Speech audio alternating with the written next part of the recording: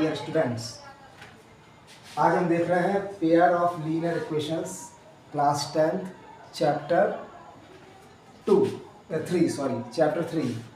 तो pair of linear equation means आपको दो लीनियर इक्वेशंस दी जाती हैं, यानी लीनियर इक्वेशन का एक पेयर होता है जिसका स्टैंडर्ड फॉर्म होता है a1x plus b1y plus c1। Linear in the sense हम लीनियर कब कहते हैं, जब जो हमारे वेरिएबल्स हैं, जैसे कि यहाँ वेरिएबल्स है x y और कॉफिशिएंट या कांस्टेंट टर्म्स हैं a1 b1 c1 और इस वाली इक्वेशन में a2 b2 c2।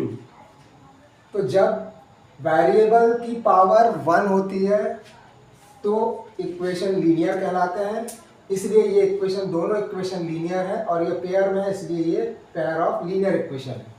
अब यहाँ पर हम इक्वेशन को ऑब्जर्व करके हम ये बता सकते हैं कि ये लाइन कैसी होंगी, इनका नेचर कैसा होगा। बेसिकली नेचर तीन तरह का हो सकता है, एक इंटरसेक्टिंग लाइंस, दूसरा पैरेलल लाइंस और तीसरा कोइंसिडेंट लाइंस।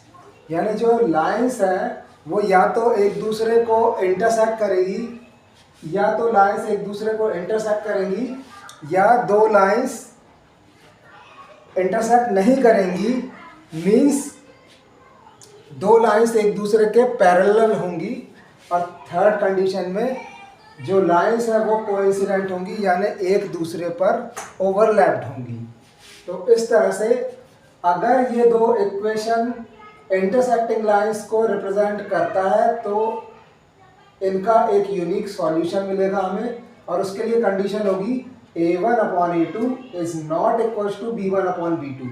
मीन्स a1 और a2 का रेशियो अगर b1 और b2 के रेशियो के इक्वल नहीं है, then we can say that कि ये दोनों इक्वेशन इंटरसेक्टिंग लाइन को रिप्रेजेंट करेंगे और इनका एक यूनिक सॉल्यूशन मिलेगा।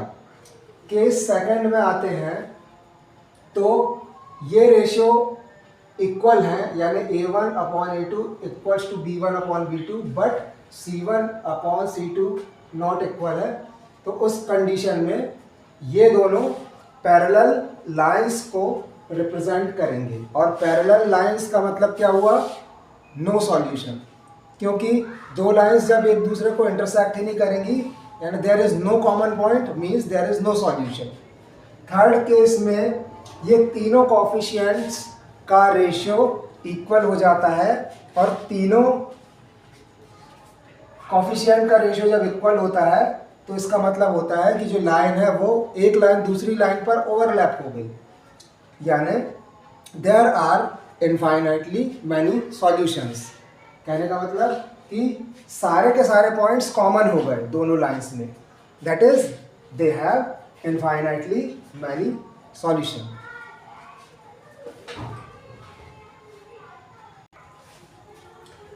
सो डियर स्टूडेंट्स, अब आगे हम देखेंगे method of solution of pairs of linear equation, यानी लीनियर इक्वेशन के पेयर को सॉल्व करने की क्या मेथड्स हो सकती है।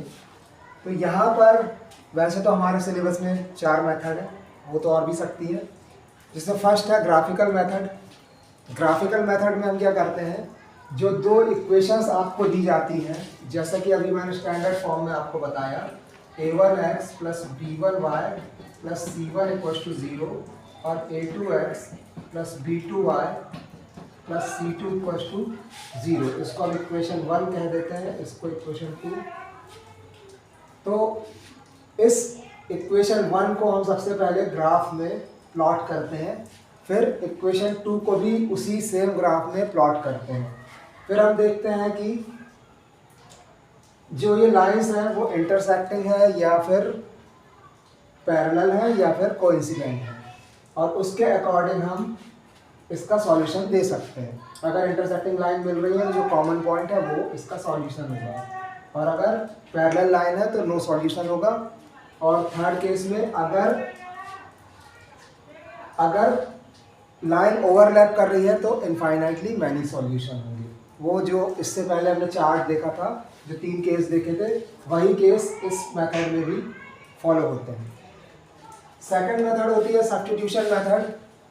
इस मेथड में कुछ लोगों को कंफ्यूजन होता है, बट बहुत ही सिंपल मेथड है, जिसमें हम क्या करते हैं, इस इक्वेशन को या तो किसी भी इक्वेशन को जो ज़्यादा आसान है, ज़्यादा इजी है, उससे या तो x की वैल्यू या y की वैल्यू जो ज़्यादा इजी हो कैलकुलेट करने में, उस वैल्यू को हम क्या करते हैं, इवैल्यूएट निकालते हैं, या हम ये कह सकते हैं कि उस वैल्यू को हम सब्जेक्ट बना लेते हैं।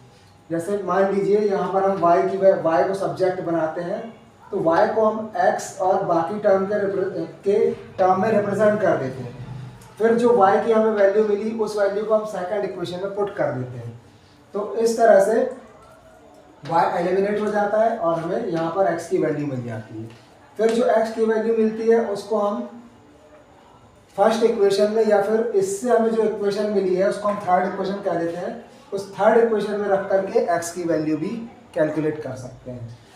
और एलिमिनेशन मेथड में क्या करते हैं हम कि यहाँ पर जो a1 a2 है, यानी जो कॉफिशिएंट है, या तो x के कॉफिशिएंट या y के कॉफिशिएंट, किसी भी एक को हम इक्वेट कर देते हैं, यानी कि दोनों की वैल्यू को इक्वल बना देते हैं, कुछ मल्टीप्लाई करके या कुछ डिवाइड करके। यानी इक्वेशन 1 में और इक्वेशन 2 में कुछ ऐसे नंबर्स को मल्टीप्लाई करते हैं जिससे a1 a2 इक्वल हो जाए या फिर b1 b2 इक्वल हो जाए।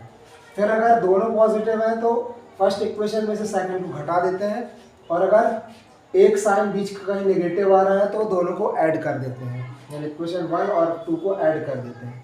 उससे एक टर्म एलिमिनेट हो जाती है, कोई भी एक टर्म x की या y की एलिमिनेट हो जाती है, और जो दूसरी टर्म यानी दूसरा वेरिएबल है उसकी वैल्यू है फाइंड हो जाती है। और उसके बाद में हम उस वैल्यू को सब्स्टिट्यूशन मेथड से ही रख करके दूसरे वेरिएबल की वैल्यू फाइंड कर सकते हैं। इसके बाद आता है क्रॉस मल्टीप्लिकेशन मेथड, बट ये पिछले 2 साल से डिलीटेड है, तो इस पर हम अभी बात नहीं करेंगे। आगे हम इन मेथड्स को डिटेल में देखेंगे कि कैसे हम इन पर वर्क कर सकते हैं।